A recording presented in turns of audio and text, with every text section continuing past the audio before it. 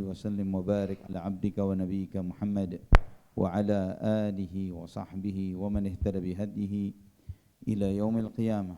قال الله جل وعلا: يا أيها الذين آمنوا اتقوا الله حق تقاته ولا تموتن وأنتم مسلمون. أما بعد. Saudaraku fillah rahimani wa rahimakumullah. Alhamdulillah, segala puji bagi Allah Subhanahu wa taala atas segala limpahan nikmat yang Allah berikan bagi kita.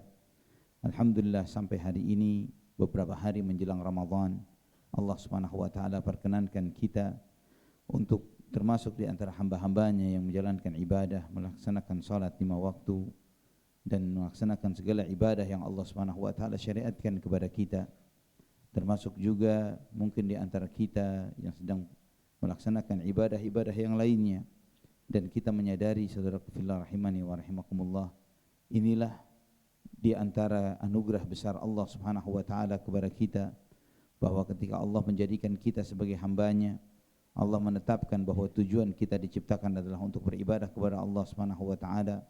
Kemudian Allah Subhanahu wa taala syariatkan untuk kita beragam ibadah yang menjadikan seorang muslim dengan segala apa yang dia lakukan ketika dia mencari ridha Allah Subhanahu wa taala, maka dia di dalam konteks beribadah kepada Allah Subhanahu wa taala.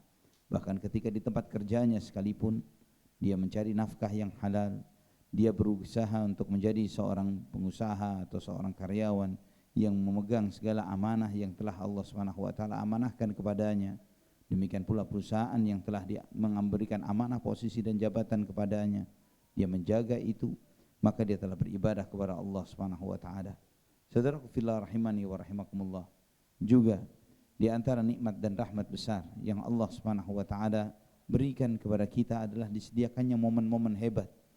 Momen-momen di mana pada momen-momen tersebut kita memaksimalkan ibadah kita kepada Allah Subhanahu wa taala, di mana Allah Subhanahu wa taala membuka segala potensi kebaikan sebesar-besarnya bagi kita di momen-momen tersebut.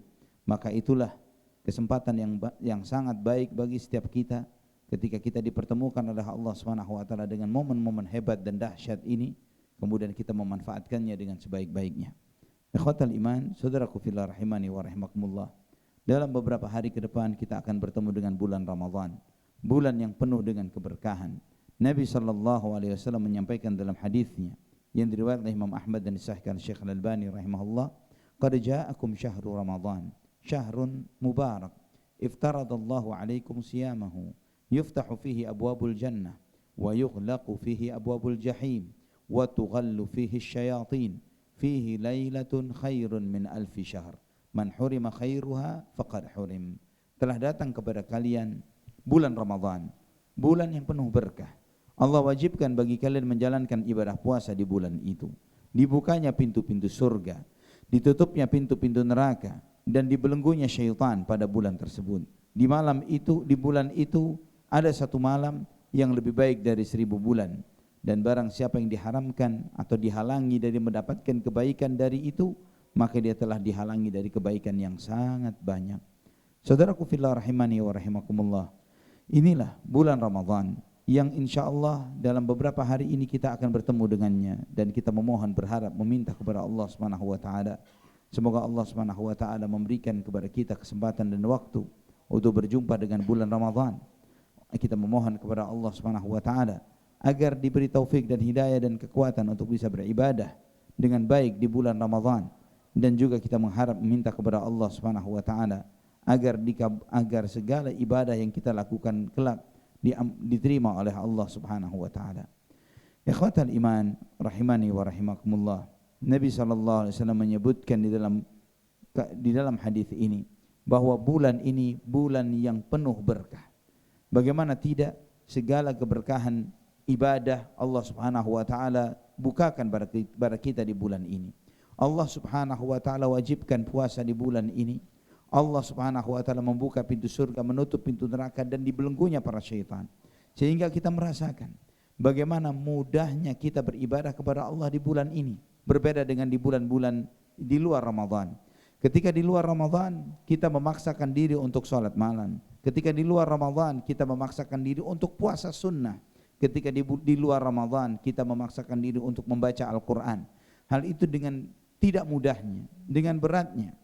Namun tiba-tiba ketika memasuki Ramadan, tiba-tiba kita bisa menjalankan puasa 1 bulan penuh. Tiba-tiba dengan semangatnya kita menghadiri sholat-sholat tarawih dan melaksanakannya 11 rakaat di luar sholat wajib yang kita jalani. Kita bisa termotivasi untuk membaca Al-Quran. Kita begitu sangat termotivasi untuk mau bersedekah dan banyak kebaikan-kebaikan yang lainnya. Ini menunjukkan kepada kita, saudaraku fillah, bagaimana keberkahan itu dibuka sedemikian rupa oleh Allah Subhanahu wa taala di bulan yang sangat luar biasa ini. Maka ikhwah fillah rahimani wa rahimakumullah, Nabi sallallahu alaihi wasallam menyebutkan di dalam hadis ini bahwa kebaikan di bulan Ramadan dari awal hari sampai menjelang berakhirnya bulan itu, kebaikan itu bukan dikurangi oleh Allah, tapi bahkan ditambah dan ditambah. Bahkan disebutkan oleh Nabi sallallahu alaihi wasallam, fihi lailatun khairun min alfi syahr. Di dalam bulan itu ada satu malam yang lebih baik dari 1000 bulan. Dan kita menyebutnya sebagai Lailatul Qadar. Ikhwah fillah, ketika kita menyebutkan bahwa malam itu lebih baik dari 1000 bulan, sebagian kita mengatakan bahwa 1000 bulan itu kurang lebih adalah 80 sekian tahun dari usia kita. Padahal Nabi SAW di dalam hadis ini menyebutkan Lailatun khairun min alfi syahr. Malam itu lebih baik daripada 1000 bulan. Demikian pula yang Allah sebutkan di dalam Al-Quran. Wa ma adraka ma Lailatul Qadar. Lailatul Qadri khairun min alfi syahr. Bahwa malam Lailatul Qadar lebih baik daripada 1000 bulan. Artinya bukan sama dengan 1000 bulan, tapi lebih dari itu. Bisa 2000, bisa 3000, bisa 5000, bisa sangat banyak. Ikhwatal iman rahimani wa rahimakumullah. Maka di antara keberkahan besarnya, Allah Subhanahu wa taala membuka potensi yang sangat besar agar kita mendapatkan ampunan-ampunan di bulan ini. Dan itulah yang menghambat kita untuk mendapatkan besarnya rahmat Allah Subhanahu wa taala, yaitu dosa-dosa kita. Maka Allah memberi potensi kepada kita. Sebagaimana sabda Nabi sallallahu alaihi wasallam, "Man shama ramadhana imanan wa ihtisaban, ghufira lahu ma taqaddama min dhanbi." Barang siapa yang puasa Ramadan karena keimanan dan mengharap pahala dari Allah, diampuni dosanya yang lalu. Dan Nabi sallallahu alaihi wasallam juga menyampaikan, "Man qama ramadhana imanan wa ihtisaban, ghufira lahu ma taqaddama min dhanbi." Barang siapa yang menghidupkan salat malam di bulan Ramadan dengan karena iman dan mengharap pahala dari Allah, diampuni dosanya yang lalu. Man qama lailatal qadri imanan wa ihtisaban, ghufira lahu ma taqaddama min dhanbihi. Barang siapa yang menghidupkan malam Lailatul Qadar dengan penuh keimanan dan mengharap pahala dari Allah Subhanahu wa taala, diampuni dosa-dosanya yang telah lalu. Tidak cukup dengan bagaimana Allah Subhanahu wa taala memberikan ampunan yang sedahsyat itu. Bahkan sampai Nabi sallallahu alaihi wasallam pernah mengamini doa malaikat Jibril, yang ketika malaikat Jibril berdoa, "Raghima anfu 'abdin atau raghima anfu rajulin man adrakahu syahrul Ramadan, thumma salakha minhu wa lam yughfar li dhunubihi." Celaka dan hinalah seseorang, celakalah dia ketika dia berjumpa Ramadan. Ramadan itu selesai dari dirinya, namun dosa-dosanya tidak diampuni. Orang itu adalah celaka. Nah, kita perlu bertanya, saudaraku fillah, kenapa orang yang tidak mendapatkan ampunan di bulan Ramadan adalah orang yang sial, adalah orang yang celaka? Kita menyadari bahwa ketika Allah Subhanahu wa taala memberikan momen peluang bagi setiap orang yang menegakkan haknya Ramadan, menjalankan ibadah puasanya dengan baik dan benar, maka dia pasti mendapatkan ampunan Allah Subhanahu wa taala. Seakan-akan Allah Subhanahu wa taala memberikan opsi kepada setiap kita, memberikan peluang agar kita masuk ke dalam lautan ampunan Allah Subhanahu wa taala. Mandi dari lautan ampunan itu, membersihkan diri kita dari dosa-dosa.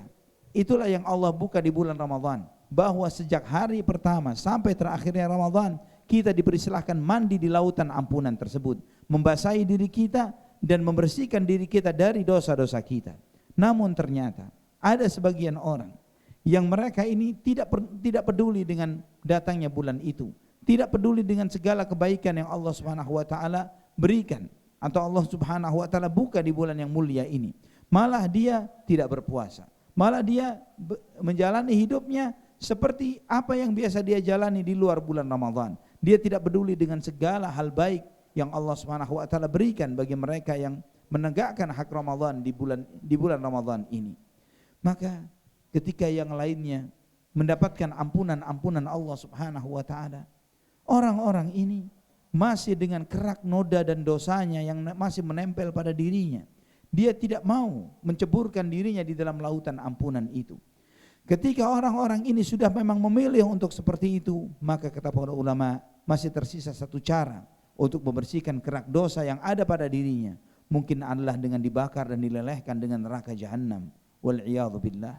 Maka saudaraku fillah rahimani wa rahimakumullah, adalah hampir mustahil orang yang menjalani ibadah puasa Ramadan dengan baik dan benar, dengan ketentuan yang diajarkan oleh Nabi Muhammad SAW, kemudian dia keluar dari bulan itu dalam keadaan tidak diampuni oleh Allah. Itu hampir mustahil. Semuanya diampuni oleh Allah. Maka adalah orang yang celaka dan hina ketika dia bertemu Ramadan, dia menjalani kehidupannya di bulan Ramadan, namun dia tidak mendapatkan ampunan dari Allah Subhanahu wa taala. Kita sadar bahwa Allah Subhanahu wa taala tidak pernah membalas setiap kebaikan yang kita lakukan dengan satu kebaikan. Minimal yang Allah berikan kepada setiap orang yang berbuat baik 10 kali lipat. Sebagaimana sabda Nabi SAW, kullu amal ibni Adam yudha'af al-hasanatu bi'ashri amthaliha ila 700 dha'if. Qala Allah Ta'ala illa as-sawm fa innahu li wa ana ajzi bih. Nabi SAW menyampaikan setiap amalan manusia akan dilipat gandakan pahalanya oleh Allah. Tidak pernah Allah membalas satu kebaikan dengan satu. Satu kebaikan dibalas 10 kali lipat sampai 700 kali lipat. Sebagaimana yang kita jalani, salat yang kita lakukan dalam setiap harinya 5 kali sehari. Allah menetapkan di dalam syariatnya ketika Nabi SAW dinaikkan ke Mi'raj dan menerima syariat salat. Pertama kali Allah menunjukkan kepada Nabi Muhammad SAW 50 kali. Allah Maha tahu bahwa nantinya salat itu akan jadi 5 kali dalam sehari. Allah Maha tahu akan hal ini. Tapi kenapa Allah menunjukkan itu kepada Nabi Muhammad SAW? Kenapa Allah menunjukkan itu kepada Nabi Musa alaihissalam? Setelah Nabi SAW menerima salat itu 5 kali. Dan kemudian Nabi Musa mengatakan kepada Nabi Muhammad SAW, wahai Muhammad, umatmu gak bakal sanggup. Umatmu gak sanggup 5 kali. Umatku gak sanggup, minta diskon lagi dari Allah Subhanahu wa taala. Namun di situ Nabi Muhammad SAW mengatakan, saya malu. Saya terima dengan yang 5 ini insyaallah. Maka Allah menegaskan, wahai Muhammad, telah berlaku ketetapanku di sisiku bahwa 5 waktu itu adalah untuk 50 waktu yang telah aku tetapkan. Artinya setiap muslim yang menjalankan salat 5 waktu setiap harinya tercatat di sisi Allah dia bukan salat 5 kali tapi 50 kali. Ini minimalnya adalah 10 kali lipat ila 700 dha'if sampai 700 kali lipat. Itu yang Allah berikan. Dan kali di sini kita sering mendengar hadis ini. Coba kita berpikir, apa yang membedakan? Yang satu dapat 10, yang satu mungkin 20, yang satu lagi 30 atau 50 atau 100, 200, 300 sampai 700 kali lipat. Apa yang membedakan? Apakah yang itu sholat zuhurnya 8 rakaat misalnya? Ataukah yang ini sholat subuhnya 6 rakaat misalnya? Pasti bukan dari jumlahnya. Terus apa yang membedakan yang satu dengan yang lainnya? Yang membedakan adalah keikhlasan. Keikhlasan hati, ketulusan hati, penghambaan dirinya kepada Allah Subhanahu wa taala, kehadiran hatinya dari takbiratul ihram sampai salamnya bahwa dia hadir bersama Allah Subhanahu wa taala di dalam salatnya. Dia tidak dengan matanya, dia tidak melirik ke kanan dan ke kiri, dia ke tempat salatnya, ke tempat sujudnya. Jika matanya seperti itu, demikian pula dengan hatinya bersama dirinya di bersama salatnya dari takbiratul ihram sampai salamnya. Itulah yang menyebabkan sebagian orang bisa dilipat gandakan lebih dari 10 kali lipat. Allah Subhanahu wa taala menyampaikan bahwa semua amalannya dilipat gandakan sampai 700 kali lipat kecuali puasa. Puasa itu untukku, aku sendiri yang membalasnya. Apa maksud dari sabda ini? Apa yang dimaksud bahwa puasa itu untukku dan aku sendiri yang membalasnya? Apakah maksudnya adalah Allah butuh puasa kita? Kita tahu bahwa Allah tidak butuh dengan puasa kita.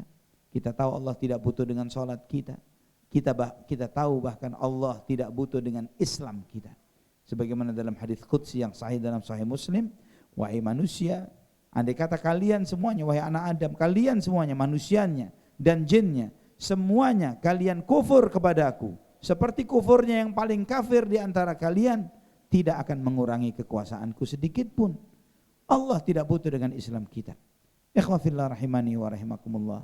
Maka disitulah para ulama menjelaskan, sebagaimana yang dijelaskan oleh Syekh Muhammad bin Shalih Al-Utsaimin terkait dengan hadis ini, maksudnya adalah setiap muslim, setiap manusia yang nanti dihisab oleh Allah Subhanahu wa taala, setiap kebaikannya akan dikompensasikan, akan diperhitungkan dengan dosa-dosa yang pernah dia perbuat.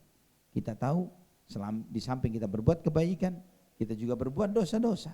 Maka itu akan diaudit nantinya. Apakah seseorang itu akan surplus atau dia akan tekor dengan apa yang telah dia perbuat. Akan dimunculkan neraca amalnya nantinya. Bagaimana statusnya?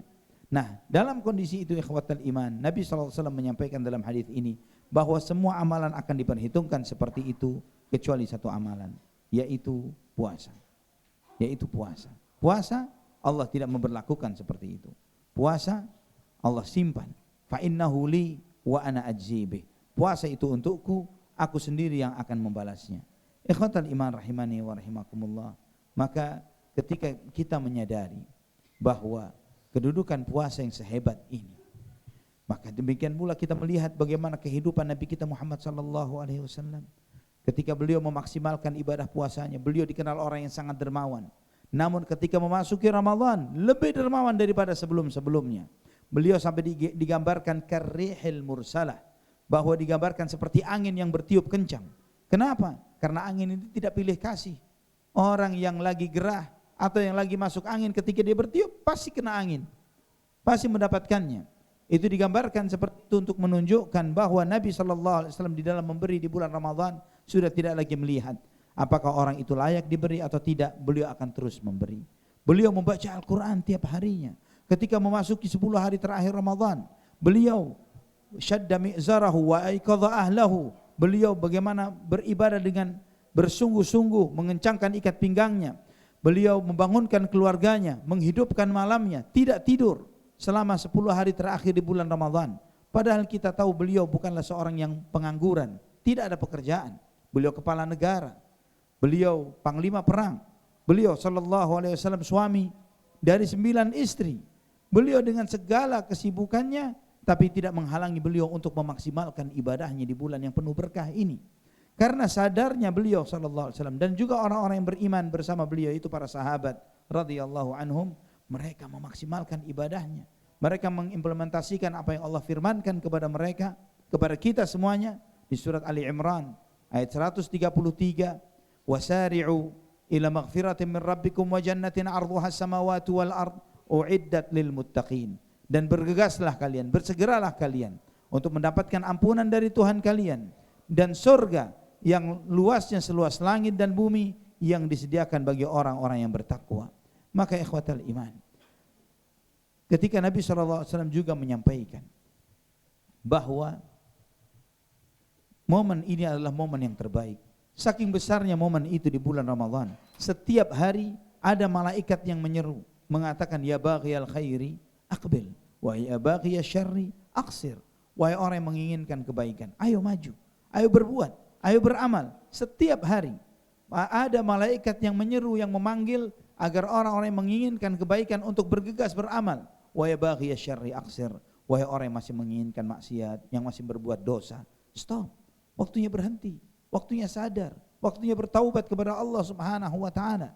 Dan orang-orang yang cerdas, mereka yang paling paham bagaimana mereka melihat adanya peluang dan memaksimalkan investasinya untuk mengejar peluang tersebut. Itulah orang yang paling cerdas.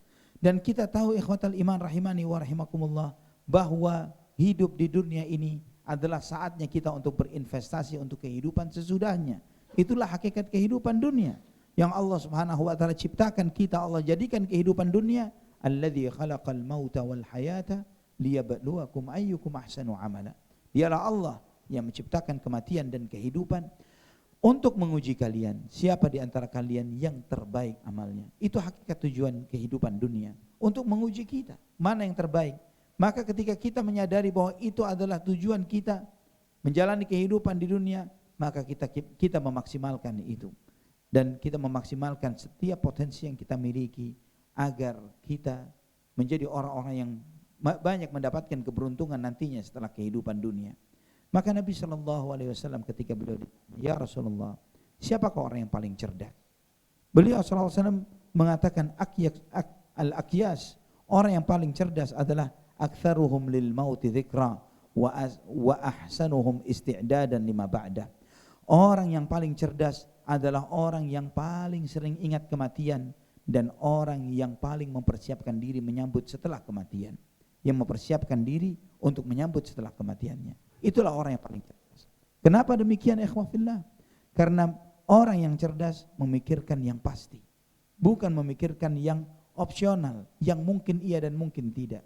Segala yang kita kejar di kehidupan dunia saat ini, apapun itu, naiknya dipromosikan, naik jabatan, mendapatkan posisi ini dan itu, atau mendapatkan gaji sebesar ini, atau mendapatkan, dan apapun itu adalah opsional, mungkin iya dan tidak. Mungkin mendapatkannya, mungkin juga tidak. Tapi ada satu yang tidak seperti itu, yaitu al-maut. Itu adalah sesuatu yang pasti. Sesuatu yang pasti. Dan ketika kita menyadari itu yang pasti, apa persiapan kita untuk itu? Jangan sampai kita sibuknya di dalam kehidupan dunia hanya memikirkan sesuatu yang tidak pernah kita bawa mati. Kita mati-matian untuk sesuatu yang tidak dibawa mati. Kita berusaha dengan secara maksimal yang semuanya hanya berakhir hanya sampai di samping dan di tepi kuburan saja. Tidak kita bawa. Saudaraku fillah rahimani wa rahimakumullah. Maka ketika Allah Subhanahu wa taala mendefinisikan siapakah orang-orang yang sukses. Orang yang sukses itu tidak terlihat dari apa yang mereka jalani di kehidupan dunia. Orang yang sukses itu akan terlihat nanti. Sebagaimana Allah sampaikan di surat Al-Baqarah ayat 185. Faman zuhziha 'anil nar wa udkhilal jannata faqad faz wa mal hayatud dunya illa mata'ul ghurur. Barang siapa yang diselamatkan dari api neraka dan dimasukkan ke dalam surga, dialah orang-orang yang sukses. Dan tidaklah kehidupan dunia kecuali adalah kesenangan yang menipu. Saudaraku fillah, di sini Allah Subhanahu wa taala menyampaikan bahwa nilai kesuksesan itu ketika kita nanti selamat dari api neraka, ketika kita nanti masuk ke dalam surganya Allah Subhanahu wa taala. Nah, agar setiap kita menjadikan Ramadan yang akan kita jalani nanti menjadi Ramadan yang sangat berkualitas, ada beberapa hal yang harus kita maksimalkan dari diri kita. Pertama yang harus kita sadari, saudaraku fillah rahimani wa rahimakumullah, kenapa Allah Subhanahu wa taala mensyariatkan kita untuk menjalankan ibadah puasa? Kita tahu bahwa di dalam ayat itu, di dalam ayat surat Al-Baqarah ayat 183, ketika Allah mewajibkan puasa, Allah menyampaikan, ya ayyuhalladzina amanu kutiba alaikumusiyam kama kutiba alal ladzina min qablikum la'allakum tattaqun. Wahai orang yang beriman, diwajibkan bagi kalian berpuasa sebagaimana diwajibkan kepada orang-orang sebelum kalian agar kalian bertakwa. Pertanyaannya adalah, kenapa Allah menginginkan kita menjadi orang yang bertakwa? Apa maksudnya? Apa maksudnya? Sehingga kita harus dan perlu menjadi orang yang bertakwa.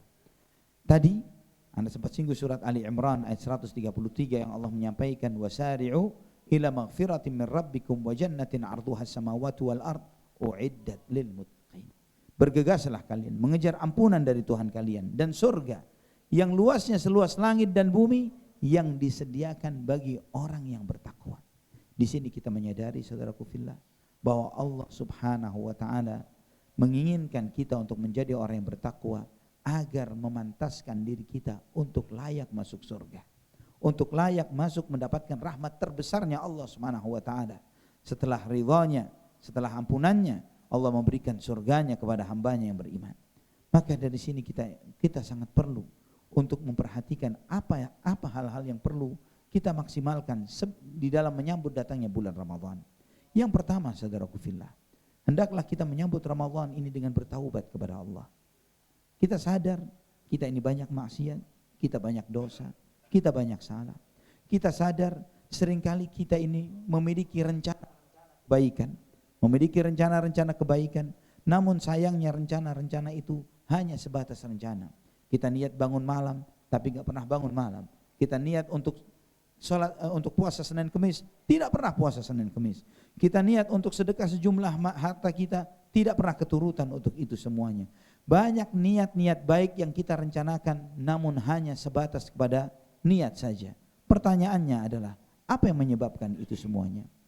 Bisa jadi penghalang kita untuk bisa menjalankan itu semuanya adalah karena beratnya dosa yang sedang kita pikul.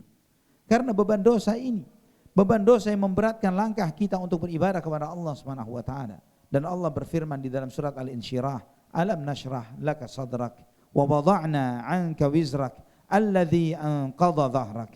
Bukankah telah kami lapangkan untukmu dadamu wahai Muhammad? Kami ringankan bebanmu. Wa wada'na 'anka wizrak, kami ringankan darimu bebanmu. Alladzi anqadha dhahrak, yang memberatkan punggungmu. Di sini kita melihat, saudaraku fillah rahimani wa rahimakumullah, bagaimana dosa itu memberatkan punggung seseorang. Dan Al-Imam Ibnu Qayyim rahimahullah ketika menjelaskan ayat ini, beliau menyampaikan bahwa ketika punggung itu telah berat dengan tumpukan dosa, maka hati akan terasa berat untuk melangkah menuju Allah Subhanahu wa taala, dan anggota tubuh akan berat untuk bangkit di dalam menjalankan ketaatan. Maka sebelum kita memasuki Ramadan, agar kita mendapatkan semua potensi penawaran terbaik yang Allah berikan kepada kita di bulan Ramadan, ampunannya yang Allah obral dari sejak malam pertama sampai yang terakhirnya berupa Lailatul Qadar, agar kita mendapatkan itu semuanya, bertaubatlah dari segala kesalahan dan dosa, menyesal kepada Allah Subhanahu wa taala, dan Allah Subhanahu wa taala senantiasa menerima taubat hambanya selama hambanya masih nyawanya belum sampai di kerongkongan. Kemudian yang kedua, saudaraku fillah rahimani wa rahimakumullah, yang harus kita persiapkan agar kita memaksimalkan Ramadan kita nantinya adalah meminta kepada Allah, berdoa, memohon kepada Allah Subhanahu wa taala. Minta kepada Allah Subhanahu wa taala. Yang pertama yang kita minta kepada Allah agar dipertemukan dengan bulan Ramadan. Tidak ada jaminan yang hidup hari ini akan ketemu dengan Ramadan. Kita sadar ketika dekat-dekat Ramadan ini sering berita duka itu tersebar di WhatsApp kita.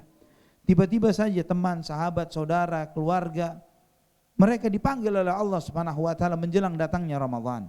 Dan ini adalah salah satu sunnatullah, bahwa kehidupan itu bukan di tangan kita, tapi di tangan Allah yang menguasai kehidupan dan kematian. Kita minta kepada Allah Subhanahu wa taala agar Allah mempertemukan kita dengan Ramadan. Kemudian yang kedua, kita minta kepada Allah Subhanahu wa taala agar Allah Subhanahu wa taala memberikan kekuatan kepada kita untuk bisa beribadah secara maksimal di bulan Ramadan. Sebagaimana doa yang biasa kita panjatkan, Allahumma a'inni ala dzikrika wa syukrika wa husni ibadatik. Ya Allah, tolong aku untuk bisa berzikir kepadamu, bersyukur kepadamu, beribadah kepadamu dengan sebaik-baiknya. Di sini kita menyadari bahwa tanpa pertolongan Allah tidak akan mungkin kita bisa berzikir, tidak akan mungkin kita bisa bersyukur, tidak akan mungkin kita bisa beribadah kepada Allah dengan sebaik-baiknya. Kemudian yang ketiga yang kita minta kepada Allah Subhanahu wa taala adalah kita minta kepada Allah agar Allah menerima amal ibadah kita. Karena ikhwatal iman rahimani wa rahimakumullah, orang yang beribadah, kita tidak pernah tahu apakah ibadah yang kita lakukan itu diterima atau tidak. Maka di antara doa yang diajarkan oleh Nabi sallallahu alaihi wasallam, terutama yang kita baca sesudah salat subuh, yaitu Allahumma inni as'aluka ilman nafi'a wa rizqan thayyiba wa amalan mutaqabbala. Kita minta kepada Allah di antaranya amal yang diterima. Kemudian yang kita siapkan juga, saudaraku fillah rahimani wa rahimakumullah, adalah ketika menjelang memasuki bulan Ramadan adalah melatih diri, yang setiap muslim dan mukmin ketika dia menyadari bahwa Ramadan adalah peluang untuk mendapatkan hal-hal yang terbaik dan yang terbesar, maka mereka melatih dirinya sebelum menemui hal-hal besar itu. Sebagaimana ketika ada di antara kita yang ingin mengikuti sebuah kompetisi, maka dia mempersiapkan diri sebelum mengikuti kompetisi tersebut. Ramadan ini adalah sebuah lomba di mana kita berkompetisi untuk mendapatkan ampunan Allah Subhanahu wa taala. Walaupun kita sadari bahwa Allah Subhanahu wa taala mungkin memenangkan ribuan manusia, jutaan manusia di saat yang bersamaan, mereka semuanya mendapatkan kemuliaan dan kemenangan sebagaimana dijanjikan oleh Allah Subhanahu wa taala. Karena kita tidak bertransaksi dengan makhluk yang miskin, yang lemah, yang terbatas kemampuan dan kekuasaan dan kekayaannya, tapi kita bermuamalah dan berinteraksi dengan Al-Khaliq yang maha kuasa, yang maha kaya, yang maha dermawan, yang maha luas rahmat dan ampunannya. Maka ma'asyiral muslimin rahimani wa rahimakumullah, sebagian umat Islam terdahulu kita melihat sebagai contoh Nabi kita Muhammad sallallahu alaihi wasallam.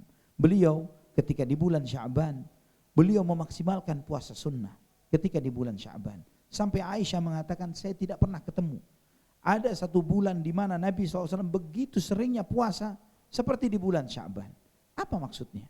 Kenapa beliau memaksimalkan puasa di bulan Sya'ban? Kita tahu ini adalah sebagai pemanasan, sebagai persiapan. Kenapa sebagian sekolah-sekolah atau bahkan perkantoran juga memberikan keringanan jam kerja atau bahkan libur di awal Ramadan? Karena sebagian karyawan, bagian mereka yang menjalani ibadah puasa ini baru memulainya ya di awal 1 Ramadan. Maka ada penyesuaian pada dirinya. Kepalanya menjadi pusing, mahnya jadi kambuh, dan banyak hal lagi yang lainnya yang menyebabkan kinerjanya menjadi terganggu. Namun bagi mereka yang sudah memiliki persiapan sebelum masa itu, maka itu tidak akan mengganggu bagi dirinya, karena dia sudah sangat biasa menjalani ibadah puasa. Ikhwatal iman, demikian pula dengan membaca Al-Quran. Sebagian orang-orang saleh terdahulu mereka mengatakan bulan Sya'ban ini adalah Syahrul Qurra, bulannya para pembaca Al-Quran. Mereka mencuri start dengan membiasakan membaca Al-Quran di saat ini, di bulan Sya'ban, sebelum masuknya Ramadan.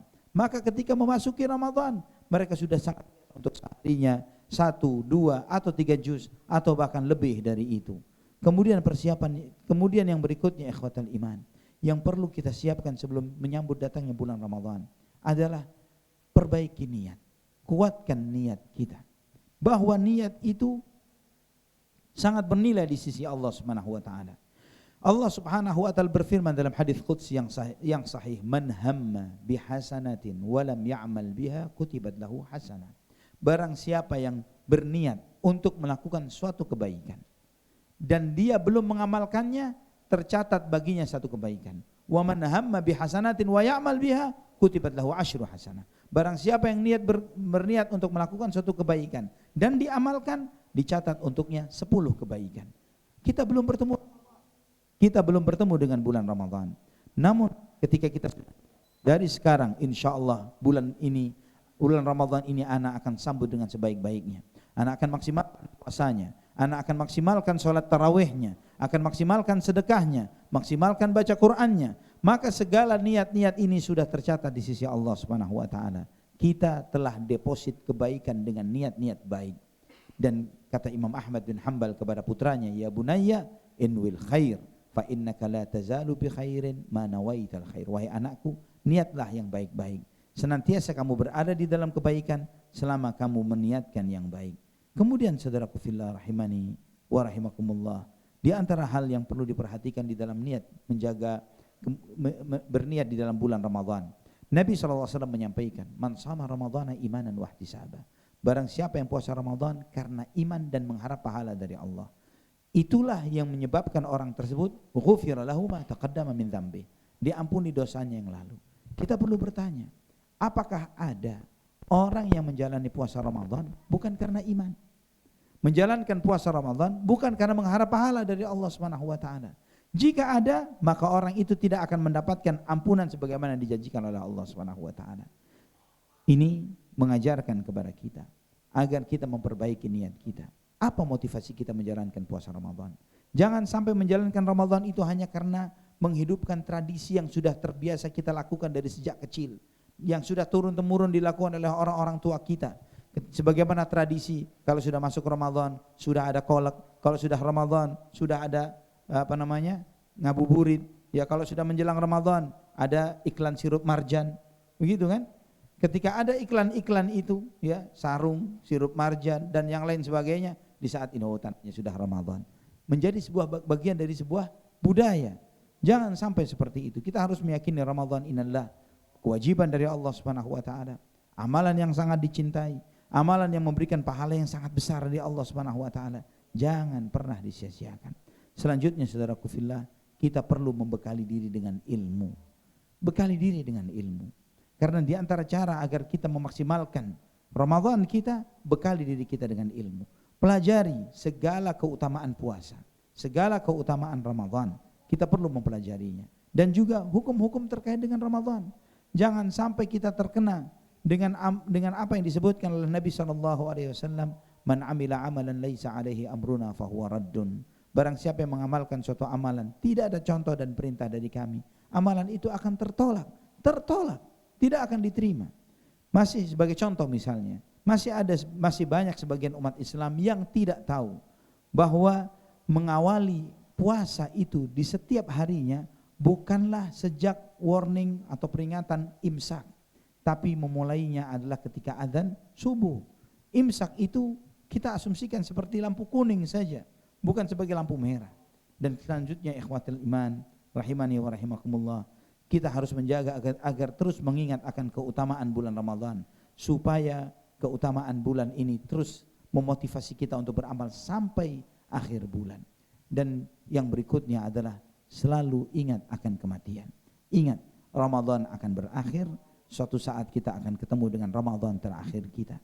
Di antara motivasi orang-orang saleh terdahulu, yaitu sebagaimana nasihat oleh Sulaiman At-Taimi kepada istri dan anak-anaknya ketika memasuki Ramadan, wahai istriku, wahai anakku, bangunlah, beribadahlah kepada Allah, karena bisa jadi tahun depan kita enggak bakal ketemu Ramadan lagi. Dan kemudian saudaraku fillah rahimani wa rahimakumullah, di antara hal yang perlu kita perhatikan untuk menyambut datangnya bulan Ramadan adalah kita harus memiliki skala prioritas dalam ibadah. Kita tahu bahwa Ramadan kita jalani, beberapa tanggung jawab kita tidak lepas dari diri kita. Maka harus ada skala prioritas, jangan sampai ini mengorbankan yang itu dan sebaliknya. Jangan sampai karena kita sibuk dengan pekerjaan, kita korbankan puasa kita. Kita harus memiliki skala prioritas. Ada setidaknya 5 skala prioritas ibadah yang harus kita perhatikan di dalam bulan Ramadan. Yang paling utama adalah puasa. Karena puasa ini adalah kewajiban yang diwajibkan oleh Allah Subhanahu wa taala. Kemudian yang kedua, sedekah. Kemudian yang ketiga adalah membaca Al-Qur'an. Kemudian yang keempat adalah salat tarawih, dan kemudian yang kelima adalah banyak berdoa, meminta kepada Allah Subhanahu wa taala. Dan ikhwatal iman rahimani wa rahimakumullah, kita perlu memperhatikan kebersihan hati kita di dalam menjalani ibadah puasa Ramadan. Yakini bahwa Ramadan bukan berbicara terkait dengan bagaimana seorang menahan diri dari makan dan minumnya saja, tapi bagaimana dia menjaga hatinya dari segala hal yang mengotori dan merusaknya. Jangan sampai hati di dalam bulan Ramadan seperti hati di luar Ramadan. Orang yang memasuki Ramadan dengan hati yang penuh kedengkian, maka dia tidak akan mendapatkan ampunan dari Allah Subhanahu wa taala. Sebagaimana Ibnu Umar pernah ditanya, "Bagaimana kalian wahai para sahabat menyambut datangnya bulan Ramadan?" Dia mengatakan bahwa kami para sahabat tidak akan berani memasuki bulan Ramadan sedangkan di hati kami ada secuil kedengkian terhadap sesama muslim. Dan yang terakhir, saudaraku fillah rahimani wa rahimakumullah, jaga diri kita dari segala perusak-perusak puasa. Jangan sampai di satu sisi kita menjalankan puasa, di sisi yang bersamaan kita juga melakukan hal-hal yang merusak puasa. Puasanya terus, tapi berbohongnya juga iya, menggunjingnya juga iya, korupsinya juga iya, dan hal-hal yang tidak amanahnya juga iya, dan banyak lagi yang lainnya. Seorang muslim tahu bahwa Allah mengajarkan kita menjalankan ibadah puasa agar menjadi orang yang bertakwa. Takwa itu menjalankan perintah Allah, menjauhi larangannya. Ada 2 pilar yang harus berlaku di dalam diri orang yang bertakwa. Jalankan perintah Allah, jauhi larangannya. Jangan sampai dia timpang, perintah Allah dijalankan, larangan Allah masih terus. Bukanlah seperti itu yang diinginkan oleh Allah Subhanahu wa taala dan Rasulnya dari seorang hamba yang menjalankan ibadah puasa Ramadan. Maka di sini ikhwafillah, jika kiat-kiat ini kita jaga, kita maksimalkan, maka insya Allah kita akan mendapatkan Ramadan yang jauh lebih bermakna. Kita akan menjadi seorang hamba Allah yang lebih bertakwa ketika kita keluar dari Ramadan. Dan itulah pertanyaan yang harus kita tanyakan ketika kita mengakhiri bulan Ramadan. Apakah saya semakin bertakwa atau tidak? Karena Allah menyebutkan target terjauhnya seseorang itu selesai dari Ramadan, la'allakum tattaqun, agar kamu menjadi orang yang lebih bertakwa. Jika kita keluar dari Ramadan dalam keadaan sama seperti sebelum Ramadan, itu menunjukkan bahwa kita tidak termasuk orang yang berhasil, orang yang menang di bulan Ramadan. Namun ketika kita menjadi yang lebih baik, lebih bertakwa, di saat itulah kita bisa dan boleh bersyukur. Alhamdulillah, aku termasuk di antara pemenang yang memenangkan tes uji retret Ramadan yang ditetapkan oleh Allah Subhanahu wa taala di bulan yang mulia ini. Wallahu taala ala wa alam bisawab. Barakallahu fikum. Ada pertanyaan? Baik, jazakallah khairan katsir. Jazakallah. Kami ucapkan kepada Ustadz atas materinya siang ini. Dikarenakan waktu sudah menunjukkan pukul 13.30, kita cukupkan tablik siang ini ya teman-teman. Nah, Kami ucapkan barakallah. jazakallahu khairan katsir kepada Ustadz Ali Hasan Bawasir selaku pemateri hari ini, dan terima kasih juga kepada para jamaah yang hadir. Kita berdoa semoga kajian kita siang ini bisa bermanfaat bagi kita semua dalam menyambut datangnya bulan suci Ramadan, agar menjadi pribadi yang lebih baik lagi, dan juga semoga kajian siang ini bernilai ibadah di sisi Allah Subhanahu wa taala. Amin. Kami informasikan juga bahwa agenda tablik akbar selanjutnya di hari kedua esok hari insya Allah akan diisi oleh Ustadz Bahtiar Nasir dengan tema menghidupkan ruh semangat untuk terhubung kembali dengan Al-Quran. Mari kita ramaikan kegiatan Tarhib Ramadan Excel Aksiata di bulan yang istimewa ini. Diingatkan kembali kepada para jamaah, kami dari panitia sudah menyediakan konsumsi yang sudah tersedia di ruang Kelimutu nomor 9 di lantai ini. Kita tutup dengan doa kafaratul majelis. Subhanakallahumma wa bihamdika asyhadu an la ilaha illa anta astaghfiruka wa atubu ilaik. Wassalamualaikum warahmatullahi wabarakatuh.